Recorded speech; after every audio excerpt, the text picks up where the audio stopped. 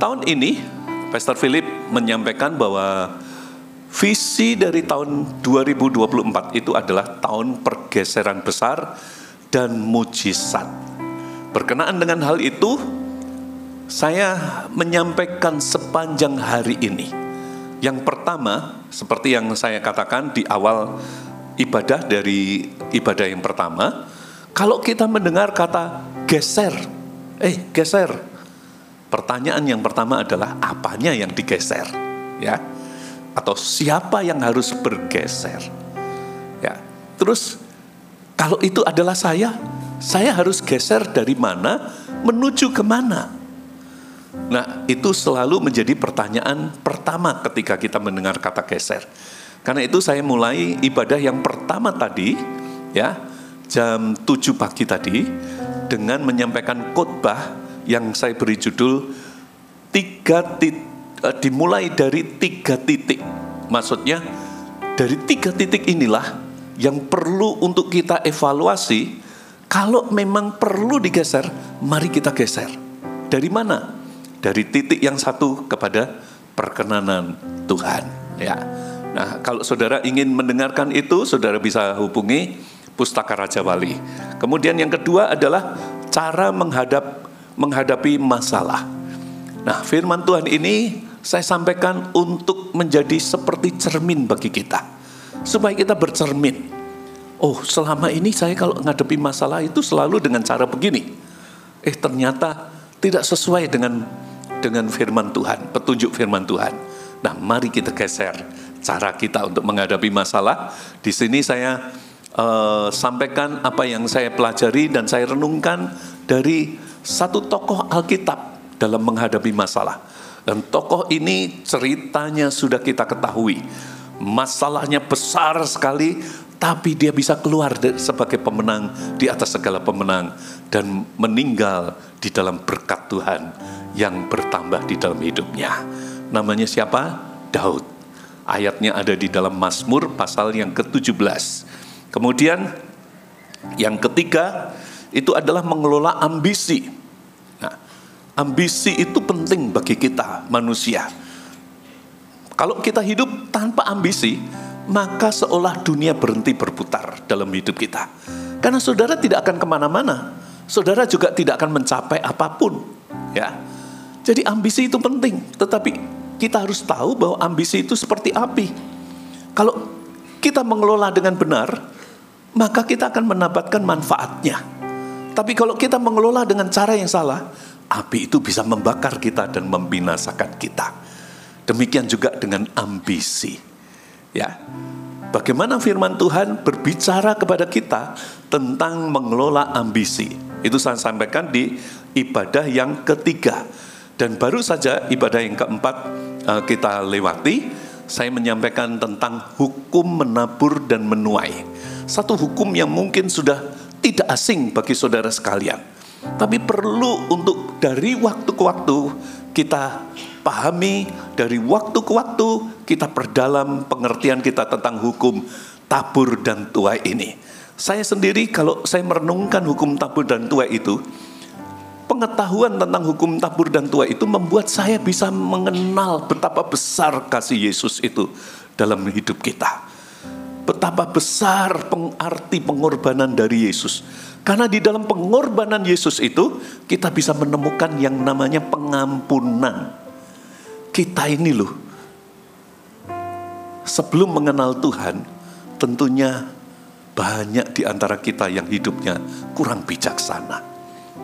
Jadi kalau kita hidup tidak bijaksana, itu sama seperti kita menabur hal-hal yang tidak bijaksana dalam hidup kita, ya. Tapi ketika kita mengenal Yesus sebagai Tuhan dan Juru Selamat, ya, dosa kita diampuni, kesalahan kita dihapuskan. Dihapuskan itu berarti kita menjadi orang benar di hadapan Tuhan. Dan dari kitab kehidupan, nama kita menjadi orang yang sudah ditebus. Semua kesalahan sudah dibayar oleh pengorbanan Kristus. Ada amin? Nah, yang terakhir ibadah yang kelima ini, saya mau membahas sedikit, sharing sedikit, ya, tentang, kok sedikit ya, ya sak cukupnya, tentang kata terakhir di dalam kalimat visi itu, yaitu tahun ini adalah visinya tahun pergeseran besar dan mujizat. Nah, saya mau berkata kepada saudara sekalian bahwa mujizat itu masih ada. Mujizat itu masih ada. Apakah saudara percaya? Yang percaya lambaikan tangan. Nah, turunkan tangan, saya mau tanya lagi. Berapa banyak di antara saudara sudah pernah mengalami mujizat? Wow, banyak. Berikan kemuliaan untuk nama Tuhan. Berarti saudara tidak asing dengan yang namanya mujizat. Amin. Ya. Dan tidak heran kalau saya bertanya, saudara percaya mujizat itu masih ada? Saudara berkata amin. Saudara percaya bahwa mujizat itu masih ada. Sekalipun di luar sana, ya, di luar sana banyak orang yang sudah tidak percaya dengan mujizat. Ya. Mereka berkata bahwa mujizat sudah beralih kepada perkembangan teknologi. Perkembangan teknologi itulah yang namanya mujizat di zaman sekarang ini. Sudah tidak zamannya dikatakan seperti yang di Alkitab, Tuhan melakukan mujizat. Tapi faktanya, ketika saya tanya kepada saudara, berapa banyak di antara saudara mengalami mujizat, pernah mengalami mujizat? Banyak di antara saudara mengangkat tangan. Jadi mujizat masih ada sampai dengan hari ini. Amin. Berikan kemuliaan untuk nama Tuhan. Iya. Mujizat yang pertama yang saya alami adalah saya disembuhkan dari sakit asma yang saya derita sejak saya kecil. Waktu itu saya berusia 19 tahun. Dan mujizat itu diberikan oleh Tuhan kepada saya untuk menjawab doa saya. Yang waktu itu karena saya mengalami panggilan Tuhan, saya kemudian mengubah cita-cita saya. Ya, ayah saya ingin saya jadi insinyur, ahli teknik. Tetapi ketika saya mengalami panggilan Tuhan, saya memberikan hidup saya untuk menjadi hamba Tuhan. Mendengar itu ayah saya marah sekali dan dia mengusir saya. Saya masih muda sekali dan tidak ada mentor di dalam hidup saya. Sehingga tidak ada yang bisa saya curhati. Dengan lugu saya masuk ke dalam kamar dalam kondisi menangis. Dan saya berlutut, saya minta tanda. Saya minta tanda, Tuhan, kalau betul Engkau memanggil aku, sembuhkan aku dari sakit asma. Malam itu saya sembuh. Kenapa? Karena biasanya saya itu tiap hari harus minum obat sebelum tidur. Kalau saya sampai lupa minum obat, pasti bisa dipastikan malam saya tidur tanpa minum obat, saya pasti mimpinya kalau enggak lari-lari, kejar-kejaran, ngejar maling, dikejar setan, istilahnya begitu ya, atau dikejar maling dan sebagainya. Pokoknya di tengah-tengah kejar-kejaran itu tiba-tiba saya menyadari bahwa saya kehabisan napas. Dan saya terbangun dalam kondisi kambuh. Dan kalau sudah kambuh, saya minum obat itu. Butuh waktu cukup lama untuk meredakan asma saya. Tapi hari itu ketika saya berdoa, Tuhan kasih tanda. Kalau memang Engkau memanggil aku, sembuhkan aku dari sakit asmaku. Dan apa yang terjadi? Malamnya saya lupa minum obat, saudara. Saya itu baru ingat ketika pagi bangun seger sekali. Saya pergi ke tempat di mana teko ditempatkan. Dulu belum ada dispenser, saudara. Adanya teko, saudara. Tiap hari diganti air tehnya di situ. Dan disitulah ditaruh tempat kapsul obat saya. Jadi waktu saya mau minum, saya lihat kapsul obat itu. Dan tiba-tiba saya disadarkan bahwa saya belum minum obat tadi malam. Tapi kok seger ya? Kok enggak apa-apa ya? Hari kedua saya sengaja tidak minum obat. Dan saya tetap segar. Bahkan bangunnya sampai harus dibangunin. Mimpinya mimpi indah, saudara. Ya, tapi saya lupa seperti apa mimpinya. Tapi saya pulas sekali tidurnya. Nah, hari ketiga itu saya buang obatnya. Dan saya sembuh selama 1 tahun. Saya berangkat ke sekolah Alkitab.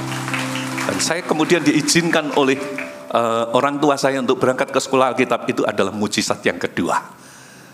Karena papa saya itu bukan orang Kristen, tapi pada hari saya diutus, dia datang ke gereja. Dan dia memberikan restu untuk saya berangkat ke sekolah Alkitab.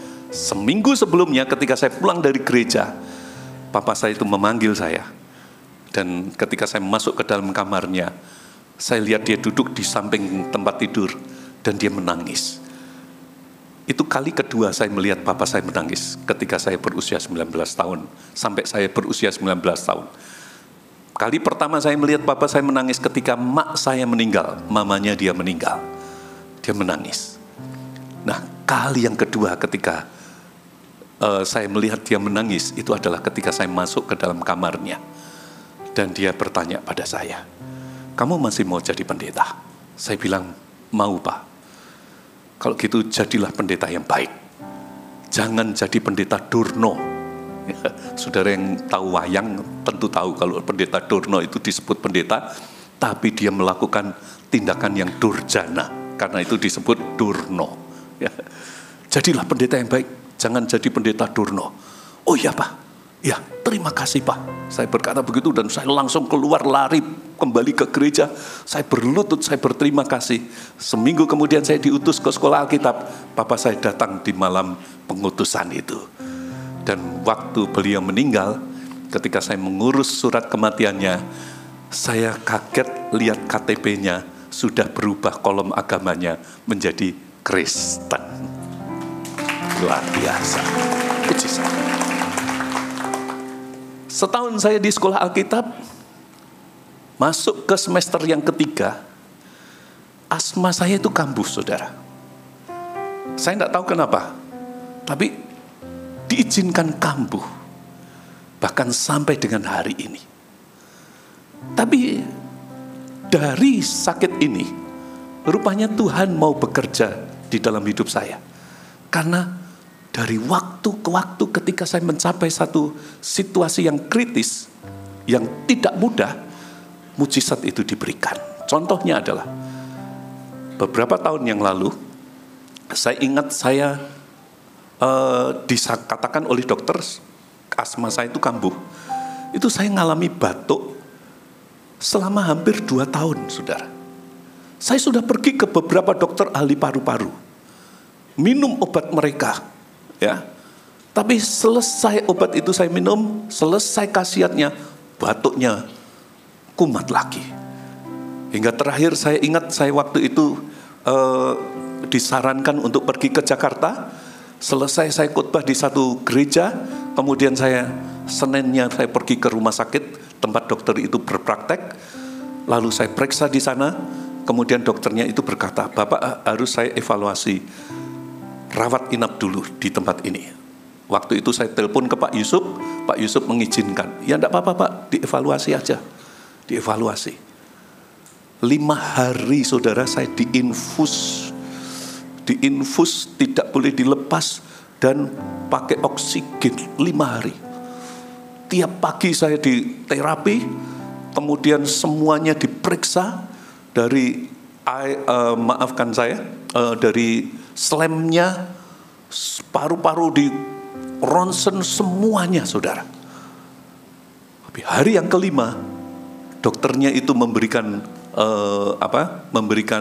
pernyataan bahwa di slam saya itu dan paru-paru saya itu bersih, tidak ada bakteri, tidak ada virus, tidak ada jamur, bersih. Kesimpulannya apa? Dia ngomong, "Asma Bapak kumat." Dia kata begitu. Ya sudah, saya pulang, saudara. Dan karena 5 hari hanya tiduran dan diinfus, waktu saya mulai berjalan, itu kaki saya bengkak, saudara, penuh dengan cairan. Ya. Dan setiap kali saya minum obat dokter itu, saya seperti orang fly, saudara. Kalau jalan kok rasanya jalan ini semua miring semua gitu. Ya. Dan saya terpaksa mencoba untuk taat kepada dokter itu supaya bisa sembuh. Tapi sampai obat itu habis, saya masih tetap batuk, saudara. Saya kembali lagi ke dokter itu, dikasih obat yang sama lagi. Saya pulang. Lalu satu hari saya ingat, saya bersama dengan istri saya, ipar saya, dan anak saya yang sudah meninggal. Kami pergi ke Magelang, ke kota asal kami, karena ada acara keluarga. Saya setir waktu itu. Malamnya, mungkin karena kecapean, malamnya itu saya batuk berat, saudara. Sampai untuk menarik napas pun seperti harus cari kesempatannya. Wajah saya merah karena batuk tidak berhenti-berhenti. Ya, istri saya sangat prihatin dengan itu, banyak mendoakan saya. Dan paginya saya sulit tidur. Pagi itu saya sudah biasa bangun pagi. Kemudian di waktu bangun itu saya mulai mencari wajah Tuhan. Ketika saya sedang berdoa sambil terbatuk-batuk itu, saya tiba-tiba diingatkan peristiwa tahun 79 ketika Tuhan memberikan tanda bahwa saya dipanggil oleh Tuhan. Saya berdiri, saya ingat sekali saya berkata, di kota ini Engkau memberikan kepadaku mujizat-Mu Tuhan. Dan Engkau adalah Allah yang hidup dan masih hidup sampai sekarang. Engkau adalah Allah yang setia. Kalau tahun 79 Engkau menolong aku, hari ini pun Engkau bisa menolong aku. Tolong aku Tuhan. Jamah aku Tuhan. Tidak langsung sembuh. Tapi 3 hari kemudian ketika saya sudah sampai di Surabaya, saya bangun tidur. Tiba-tiba ada seperti yang ngomong di roh saya. Kamu sudah sembuh. Dan saya tarik napas, tidak terbatuk-batuk. Dan hari itu saya putuskan saya tidak konsumsi obatnya lagi. Walaupun masih banyak. Dan sejak hari itu, sampai sekarang, saya tidak terbatuk-batuk. Semua terkendali. Semua terkendali. Ya, semua terkendali. Dan saya mau ngomong kepada saudara, pelajaran yang saya dapatkan adalah, sekalipun kita mendapatkan mujizat, tapi kemudian terjadi kekambuhan, tetaplah percaya, jangan kecewa, bahwa Tuhan itu tetap punya rencana yang baik untuk hidup kita. Ada amin? Rencananya tidak akan pernah berhenti. Dan ketika kita tidak kecewa terhadap situasi yang terjadi, maka apa yang terjadi? Hati saudara akan selalu siap untuk menerima mujizat yang berikutnya. Percayalah, selama saudara dan saya itu hidup bersama dengan Tuhan, Dia adalah sumber mujizat dalam hidup kita. Amin. Saudara tidak akan pernah kekurangan mujizat demi mujizatnya. Berikan kemuliaan untuk nama Tuhan. Nah, apakah sebetulnya yang disebut dengan mujizat itu? Mujizat itu adalah sebuah peristiwa atau kejadian yang luar biasa, di luar kemampuan manusia untuk melakukannya. Itu bukan sulap, tapi itu sebuah peristiwa atau kejadian yang luar biasa, peristiwa yang bisa membalikkan semua hal yang mustahil menjadi tidak mustahil. Dan apakah tujuan dari mujizat itu? Mujizat itu adalah sebuah pewahyuan. Pewahyuan itu artinya Allah membukakan dirinya kepada kita sekalian, bahwa ada yang namanya Tuhan, ya, pencipta segala sesuatu ini, bahwa Tuhan itu di atas segala sesuatu. Dia adalah Allah yang maha kuasa, yang menciptakan langit dan bumi ini dari tidak ada apa-apa. Dia cukup berfirman, jadilah, jadilah, jadilah, maka semuanya itu jadi. Karena itu benar firman Tuhan yang berkata, bagi Allah tidak ada yang mustahil. Amin. Dan puji Tuhan, firman Tuhan juga berkata, bagi orang yang percaya tidak ada yang mustahil. Selama kita mengaitkan iman kita kepada Allah sumber mujizat itu, maka tidak akan ada yang mustahil. Itulah sebabnya lagu tadi mengatakan bahwa hanya kepada Tuhan kita menaruh semua harapan kita. Karena pertolongan kita hanya datang daripadanya. Ada amin? Nah, Bapak Ibu Saudara sekalian, apa yang saya mau sampaikan lebih jauh adalah mujizat sebagai pewahyuan Allah untuk saudara dan saya, itu tidak boleh hanya sekedar dinikmati saja. Karena Tuhan kalau mewahyukan dirinya, membukakan dirinya kepada kita, bahwa dia hadir dalam hidup kita, saudara dan saya harus memberikan respon. Ya. Kalau kita tidak meresponi mujizat yang Tuhan berikan dalam hidup kita dengan benar, maka mujizat itu justru bisa menjadi istilahnya modal untuk menghukum kita, menghakimi kita. Ya, contohnya ada di dalam Alkitab, ya. Matius pasal 11 ayat 20 sampai 23. Perikop ini penting untuk kita sekalian dalam merespon yang namanya mujizat. Dikatakan begini, Matius 11 ayat yang ke-20. Saya akan bacakan untuk saudara, ya. Dikatakan begini. Lalu Yesus mulai mengecam, ya. Mengecam itu artinya menentang. Mengecam itu artinya melawan, ya. Melawan kota-kota yang tidak bertobat. Lalu kalimat berikutnya menjelaskan kepada kita, kenapa kok Yesus mengecam kota-kota tersebut, ya, dan apa yang sebenarnya terjadi. Kalimat-kalimat berikutnya mengatakan, ya, padahal kota-kota ini dikatakan apa? Di situ ia paling banyak melakukan mujizatnya. Ya. Di situ ia paling banyak melakukan mujizatnya. Tapi sekarang dia menentang. Sekarang dia mengecam kota-kota itu. Ya. Kota-kota itu. Di mana kota-kota itu? Dikatakan celakalah engkau Korazim. Satu kota namanya Korazim. Itu dikatakan 3 kilometer dari Kapernaum. Kapernaum situsnya masih ada sekarang. Ada 3 kilometer dari situ ada namanya Korazim. Kemudian celakalah engkau Betseda. Ya, Betseda itu bagian barat dari Danau Galilea. Karena jika di Tirus dan di Sidon, ya, Tirus dan Sidon itu di pantai timur Laut Mediterania. Ya. Jadi kota-kota ini memang ada betul. Ya. Kalau di Tirus dan di Sidon terjadi mujizat-mujizat yang telah terjadi di tengah-tengah kamu, di tengah-tengah Korazim dan Betseda itu, mujizat yang sama juga terjadi di Tirus dan Sidon, tapi 4 kota ini ternyata berbeda responnya terhadap mujizat yang mereka terima. Di Korazim dan Betseda berbeda dengan di Tirus dan Sidon. Apa yang terjadi dengan di Tirus dan Sidon? Mujizatnya sama banyaknya. Tetapi Tuhan Yesus berkata, mujizat-mujizat yang terjadi di tengah-tengah kamu, sudah lama mereka bertobat dan berkabung. Jadi ketika mereka mengalami mujizat di Tirus dan Sidon, mereka itu langsung menerima Yesus. Mereka langsung bertobat. Berkabung itu artinya bertobat, saudara. Mereka kemudian hidup di dalam pertobatan. Tapi di Korazim dan Betseda terbalik.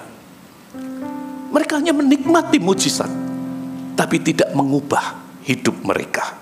Ya, tidak mengubah hidup mereka. Nah, ayat 22 dikatakan begini. Tetapi aku berkata kepadamu, berkata kepada Korazim dan Betseda ini, pada hari penghakiman, tanggungan Tirus dan Sidon akan lebih ringan daripada tanggunganmu. Jadi ketika mereka merespon mujizat itu dengan cara yang tidak benar, tidak mau bertobat dan tidak mau berkabung, maksudnya hidup di dalam pertobatan, maka mujizat yang sudah diberikan itu menjadi modal untuk menghakimi mereka sendiri. Berbalik menjadi penghakiman bagi mereka. Karena itu sama seperti memperlakukan hal kudus dengan cara yang tidak kudus. Ya.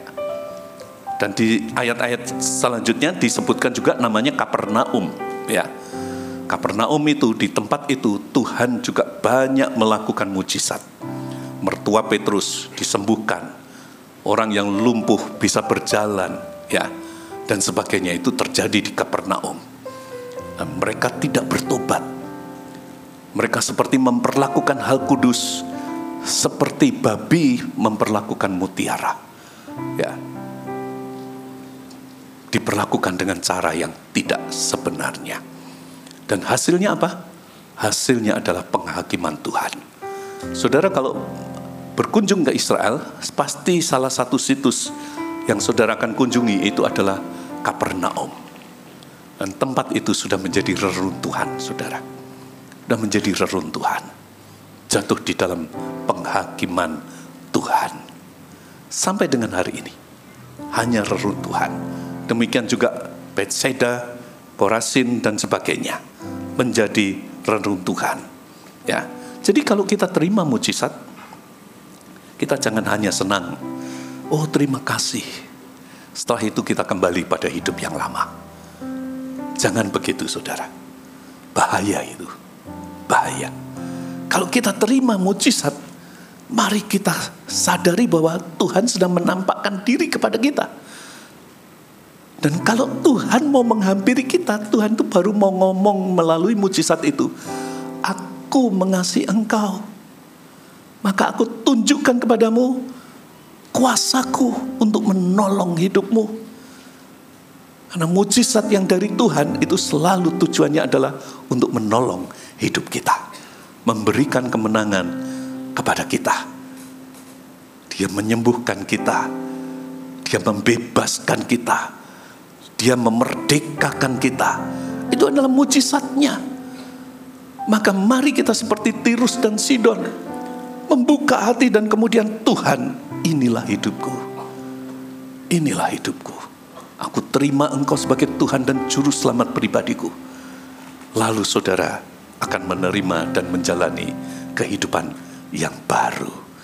Kehidupan yang diubahkan. Ada amin? Setuju dengan hal ini? Amin? Berikan kemuliaan untuk nama Tuhan. Ya, Bapak Ibu Saudara sekalian, melalui gereja ini, tahun ini sebagaimana visinya adalah tahun pergeseran besar. Maka ada banyak hal yang mungkin harus kita geser. Dari yang tidak berkenan, kita geser menjadi sesuai dengan perkenanan Tuhan. Apa saja yang harus kita geser? Tadi pagi saya sudah sampaikan itu. Yang pertama, mentalitas kita. Kita sebagai orang yang beriman harus meninggalkan mentalitas yang rapuh. Ya. Dan geserlah menjadi mentalitas iman. Iman kita itu adalah iman pemenang di atas segala pemenang. Rapuh itu artinya adalah kita sudah menerima firman Tuhan, kita sudah menerima iman kepada Yesus, tapi kita tetap tidak berubah menjadi orang yang gak terimoan, saudara. Ya, gampang mengeluh, gampang bersungut-sungut, ya, komplain terus, segala sesuatu yang gak sesuai rasanya, gak cocok langsung komplain.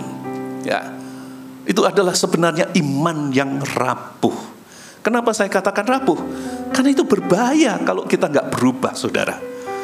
Sangat berbahaya kalau kita gak berubah. Saudara bisa lihat di dalam 1 Korintus pasal 10.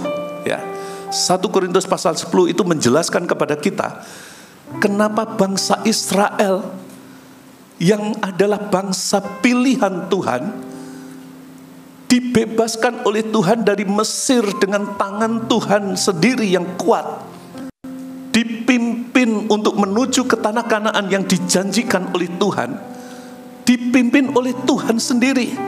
Musa sebagai hambanya, tapi Tuhan menyatakan diri ada di dalam rombongan bangsa Israel itu. Kalau siang dia menampakkan diri sebagai tiang awan, kalau malam menjadi tiang api. Wow, itu luar biasa. Mereka bisa lihat dengan mata kepala mereka sendiri. Tuhan bersama mereka. 3 juta orang yang keluar sebagai umat pilihan, sebagai orang yang dipimpin oleh Tuhan, sebagai orang yang menerima janji dari Tuhan yang tidak ada yang mustahil itu. 3 juta orang yang keluar dari Mesir. Yang masuk berapa? 2 orang, Kaleb dan Yosua. 2.999.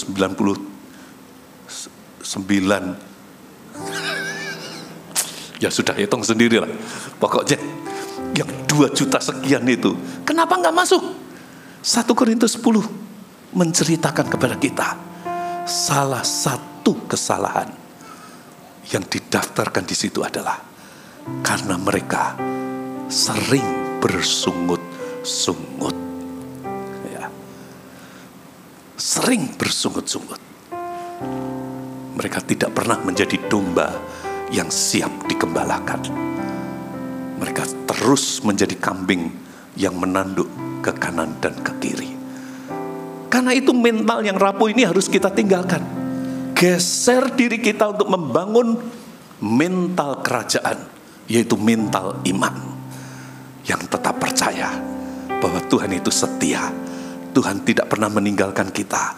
Karena itu di dalam setiap menghadapi kesulitan apapun juga, kita tetap percaya bahwa kita pasti kuat menanggung segala sesuatu.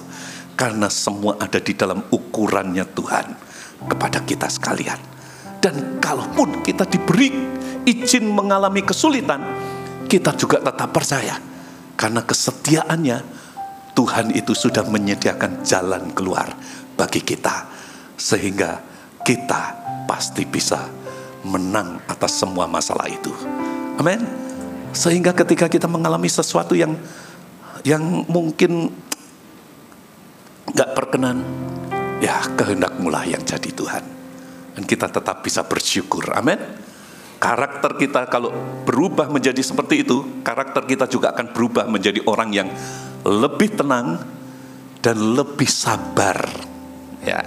Dan kalau saudara bisa mempunyai karakter yang tenang dan sabar, dan itu bisa dipertahankan, itu saudara akan menghasilkan satu karakter buah roh yang ditaruh Tuhan di daftar 9 buah roh itu di paling bawah, karena itu menjadi setir dari semua di atasnya, yaitu penguasaan diri. Dan kalau saudara mempunyai penguasaan diri, saya mau ngomong pada saudara, itulah kuncinya untuk dari waktu ke waktu kita mengalami mujizat dari Tuhan. Karena ketika kita bisa menguasai diri, maka itu menjadi waktu di mana iman kita bisa bekerja di setiap keadaan. Ada amin? Ya. Sebab firman Tuhan berkata, kuasailah dirimu, waktunya itu sudah sangat mendesak. Kuasailah dirimu dan jadilah tenang, supaya apa? Supaya kamu bisa berdoa. Dan kitab Yakobus berkata bahwa doa orang yang benar bila dengan yakin didoakan sangat besar kuasanya. Ada amin? Nah, inilah tahun pergeseran rohani. Berikan kemuliaan untuk nama Tuhan terlebih dahulu. Ya, inilah tahun pergeseran rohani. Bagi saudara dan saya yang sudah menerima banyak mujizat, percayalah, mujizat belum berhenti di dalam hidupmu. Akan selalu ada.